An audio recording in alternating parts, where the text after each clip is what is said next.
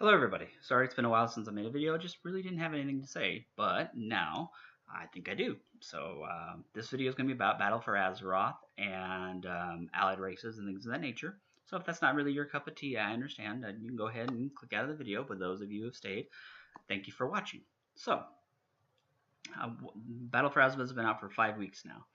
And my thoughts are I kind of like it and I kind of don't. And I'll explain the reason why I kind of don't like it. So Ian Isaac was doing a Reddit AMA, and somebody had brought up the rep grind and how it's really brutal. It's a really brutal rep grind, and they were talking about how their alts, like it's unfair that, especially for the champions of Azeroth, for your neck, you have to grind that rep, and it is awful. It is not fun. And Isaac said he just didn't understand why you were grinding rep on alts. Well, the reason is if you're playing an alt, you probably are not really heavily into Mythic Plus raiding. You're not into, Mythic Plus dungeons. You're not into raiding. You're just looking for something a little bit different. Like, let's say you've been playing your main and you're kind of burnt out of that, but you don't necessarily want to stop playing WoW. So you have an alt or two, or I've got dozens. Anyway, not the point. So in Legion, if you wanted to play an alt, you had Veiled Argonite quests that you could turn in on the Vindicar, and you could get tokens for gear, and you could easily catch up on your gear without actually setting foot in a Mythic Plus dungeon or a raid. It was really nice, actually. I mean, the Mythic Plus race can get frustrating sometimes, especially if you're playing a class where you're having fun, but you're not competitive and you don't have any desire to be competitive. Like, let's say you've always wanted to try out a Fury Warrior, and you're enjoying it. You're making some mistakes, but you're doing fine. But you know that you are not ready for a dungeon. You know you're not ready for a raid. You know that you're just not at that level, and you don't want to be at that level. You have a main that you're okay with being at that level. This alt, you just want to have fun. You want to be able to log in sometimes and do a bunch of world quests. Maybe your guildies get you together and say, hey, we're just going to do a dungeon real quick. Can you help out? We got a guildie that just hit 120 and he needs help with his gear. Yeah, no problem. Stuff like that. Well, in Battle for Azeroth, there is no catch-up mechanic like that. If you want to grind rep to get that really sweet gear, so you don't have to do Mythic Plus dungeons constantly or raids, that's what you have to do. You have to grind the rep, or you do the Mythic Plus dungeons and the raids, and those are your only choices. Because the world quests, let's be quite honest here, world quests suck as far as gear goes. They are awful.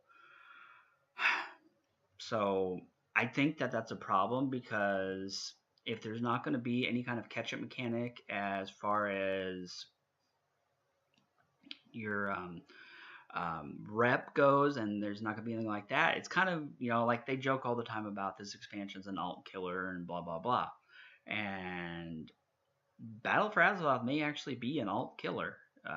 It's just going to make it where you either have to continually grind that rep to get that gear, or you have to be running Mythic Plus dungeons and raids constantly, even if you don't want to, on alts that you're just trying to have fun on. You're not trying to be competitive. I think that's unfair. I do like the story. I will be honest with you about that. The story in Battle for Azeroth has been amazing. I mean, the Legion story was good. Battle for Azeroth takes it to a whole nother level. Personally, I'm absolutely enjoying the story. I'm getting the biggest kick out of it. And one of the interesting things, of course, is an addition they introduced at the end of Legion, which is Allied Races.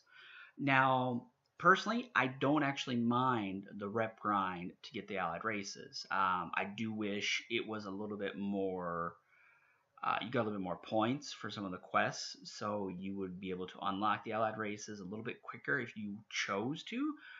But I do love Allied Races. Now, Allied Races is one of those things that, for the player who's been playing since vanilla, and they've had their main since vanilla, and they've never wanted to play a Zandalar Troll or a Dark Iron Dwarf, Magar Orc, Kultiran Human, stuff like that. They don't care. But the Allied Races were not designed for those players. Anyway, the Allied Races were designed for the players who want to try as many things as possible, or if they're big lore heads and they really, like they're like, that's so cool to be able to finally play a Dark Iron Dwarf, or that's so cool, I've always wanted to play a Zandalar Troll.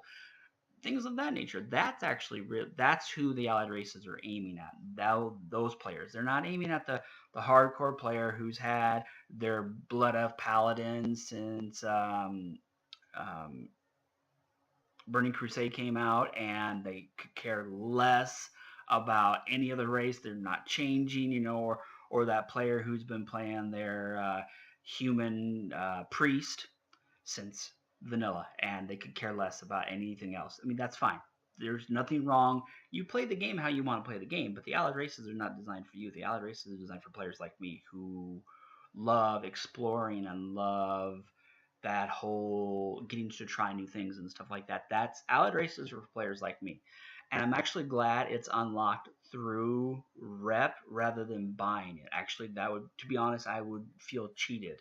I mean, if I spent $20 and boom, I got Magar Orcs, or I spent $15 and oh, I got Zandalar, Trolls. I personally would not be happy with that. I do think it's interesting, however, how they have the races that they have chosen for Allied Races. Let's look at the Alliance side, right? So we got humans. We got two types of humans eventually. We're going to have regular humans and we have Kultiran humans. So, dwarfs. We have Dark Iron Dwarfs and we have regular dwarfs. The elves. We have Night Elves and we have Void Elves. And then the Draenei. You have regular Draenei, you have Lightforged Draenei. All of that's kind of interesting, but there's a couple of races on the Alliance side that there's not like a second version of them that you're going to be able to play. There's really not. Worgen. Now, I know some lore heads will say that, well, technically, the first Worgen were actually Night Elves Druids, who gave in to the beast and just chose to live in that form forever. And through lore, technically, you're true. But if you look at it that way, we've already got two elves and we've already got two humans, So if we throw in Night Elf Worgen, I mean, what are they really bringing to the table lore-wise? They're very rare. Very few of them are still around. So where would this sudden growth spurt of Night Elf Worgen come from? It doesn't really make any sense. And I also don't count Pandarans, because since Pandarans can actually be on both sides, there really only need to be one. There doesn't need to be two. But and gnomes. So some of you are probably going, well, gnomes, like there are leper gnomes.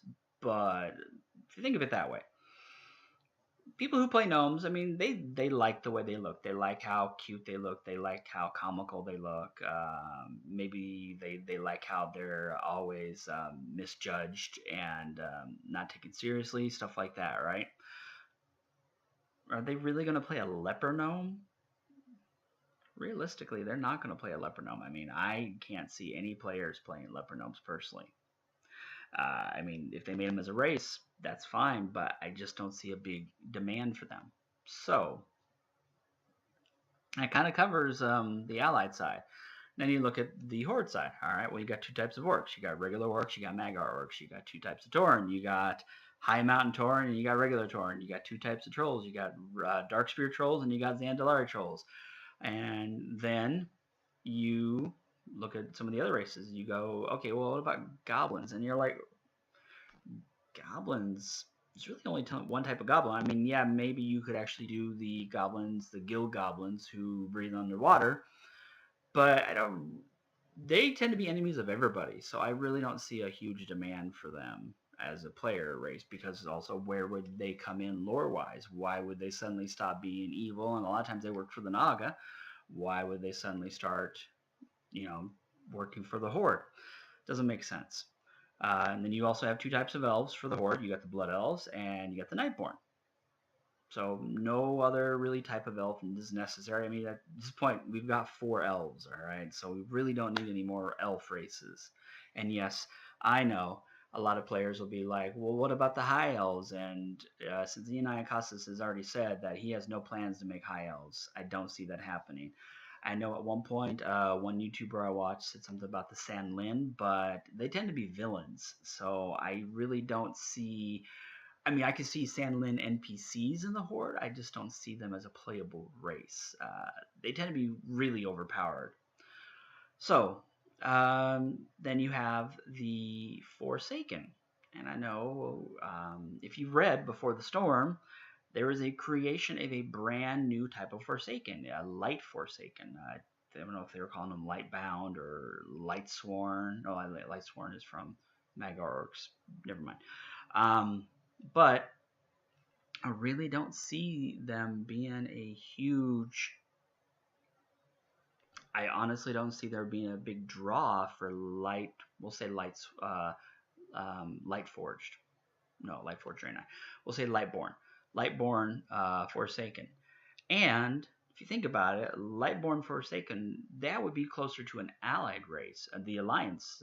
So they really, why would they join the Horde? I mean, you've already got Forsaken, you've already got Sylvanas and her never-ending quest to secure a place for her people and a place in history and to continue her race. So where would that leave the Lightborn Forsaken? It doesn't really make much sense. I mean, I think it's a one-time thing. You might see some NPCs, but I really don't see there being a big draw for Lightborn Forsaken. Now, I have seen some players, they've asked about they'd like to play different types of Forsaken, like, you know, Elven Forsaken and stuff like that, which is interesting because in the game you I don't remember seeing like a Dwarf Forsaken, or you see Death Knights, but they're not really Forsaken. I mean, Death Knights can drown, okay, which is beyond ridiculous because Death Knights are supposed to be dead. So if Death Knights can drown, they can't be Forsaken. Forsaken don't breathe, so they can swim underwater indefinitely. Beside the point. But I mean, I do enjoy the Allied races. I really do, and I'm interested to see what happens. I know that a lot of people have been talking about the Volpiran, the Fox people. They're cute. They Problem is we already have one short race on each faction. We got the goblins on the Horde side, and we got the gnomes on the Alliance side. So where would another cute short race fit in? I mean, I know they've mainly allied with the Horde, especially in Battle for Azeroth, but would that give them a reason to? I personally don't see it. I mean, it'd be nice if it happened. Don't get me wrong, but you start thinking about it, you go, okay, well, let's talk about expansions that were little bit underdeveloped. Personally, I would love to see the Jinyun for the Alliance, and I would love to see the Hosen for the Horde. I really would. I think they would be a good fit. We've already got lore established for them. We've already got clear faction delineations, and I think it would be interesting. That's my own personal take, but I think that would be a very viable next group of allied races to come out.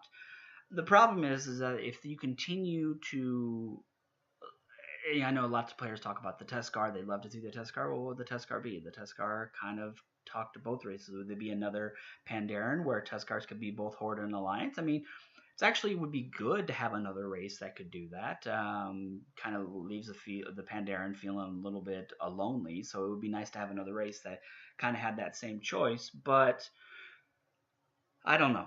But I'm always interested in the lore, and I'm always interested to see what they come up with next and their justifications. So I'm looking forward to eventually, probably a year or so from now, them talking about what the next groups of allied races. I mean, we all know that the next set is going to be the Zendalari trolls and the Kultiran humans, but beyond that, eventually when they get to the next expansion, I'm sure they'll have another set of allied races, and I, for one, am interested to see what they do.